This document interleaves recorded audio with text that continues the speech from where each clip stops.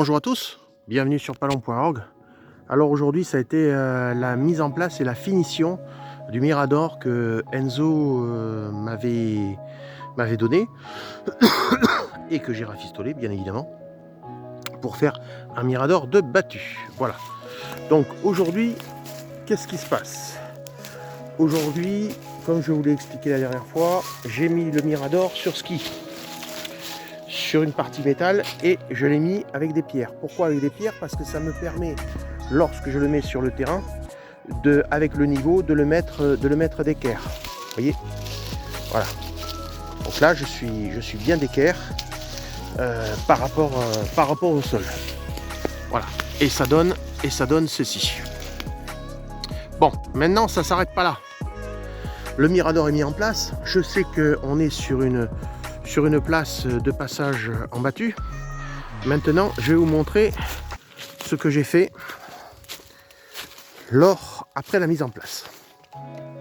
Alors, je vais vous montrer. Là, je monte. Voilà.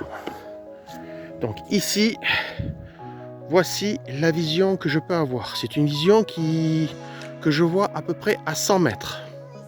Bon, là, je vais faire passer l'entreprise forestière pour me dégommer un paquet d'acacias parce qu'il y en a trop. Et j'en ai profité pour éliminer tous les noisetiers dans un rayon de 40 à 50 mètres qui étaient en contrebas. Regardez, vous allez comprendre.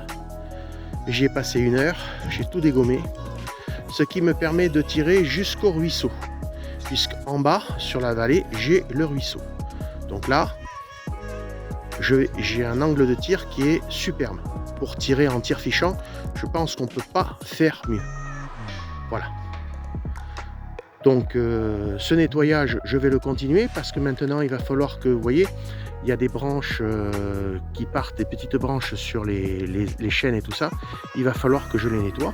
Alors peut-être pas cette année, mais l'an prochain, il va falloir que je le fasse. Et il va certainement falloir que je finisse. Vous voyez, vous avez des acacias, des petits acacias. Bon, mais je vais les foutre en l'air. Et j'ai une vision, vous voyez, jusque là-bas au fond, j'ai une vision jusqu'à à peu près, allez, 150, presque 200 mètres. Voilà. Mais il y a beaucoup d'arbres, donc pour tirer, c'est très compliqué. Mais c'est un Mirador de battu qui est en bordure d'un fort.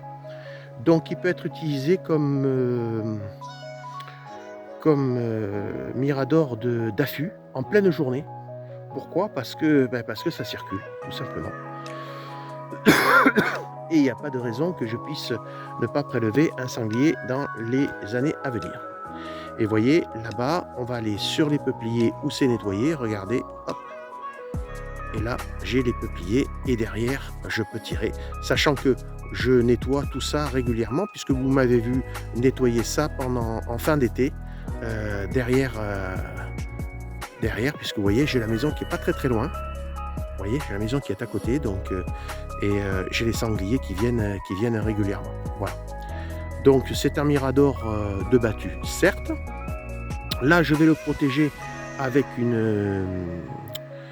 un système de bâche pour pas que l'eau prenne trop sur la partie la plus importante qui est au niveau de l'assise.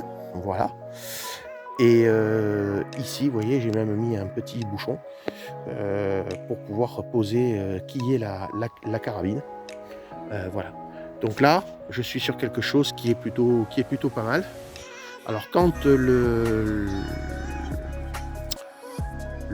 responsable de l'entreprise forestière va passer pour enlever les acacias, j'aurai encore un peu plus de vue. Et il n'y a pas de raison que je n'arrive pas à m'en sortir et à tirer mon épingle du jeu. Alors, règle essentielle, autour du Mirador, la plupart des petites merdes comme ça doivent être absolument nettoyées. Voilà, là il m'en reste, mais c'est des acacias, donc comme il va passer avec la machine, il risque d'en enlever. Donc je referai un passage et ensuite je nettoierai les chênes, c'est-à-dire que je couperai un chêne sur 2 pour faire de l'élagage. Mais là, j'ai une vision, vous voyez, vers le ruisseau qui est fabuleuse. Donc, quand les sangliers arrivent, je pourrai tirer avec le point rouge ou la lunette. Vous voyez, quand on tire à 80 mètres. 80 mètres, c'est parfait. C'est l'idéal. Voilà. Donc là, je vais redescendre du mirador.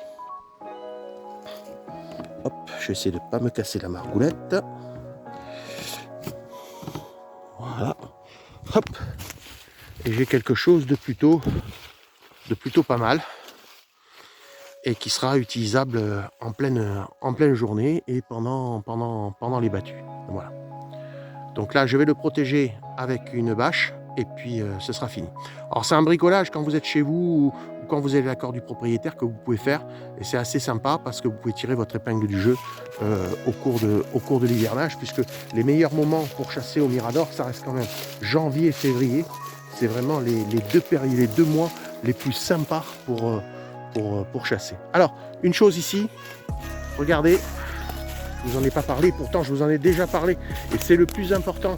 Quand vous avez un mirador, vous prenez un bidon, vous le remplissez à moitié de fioul, et quand vous arrivez sur le mirador, vous enlevez le bouchon, vous le secouez un peu, vous enlevez le bouchon, et vous laissez le bouchon ouvert, vous voyez, comme ça. Vous voyez, je vais vous montrer. Si j'y arrive avec une main, c'est pas si facile que ça. Voilà. Et comme ça, ça couvre votre odeur. Donc ça, c'est le secret de la chasse au mirador.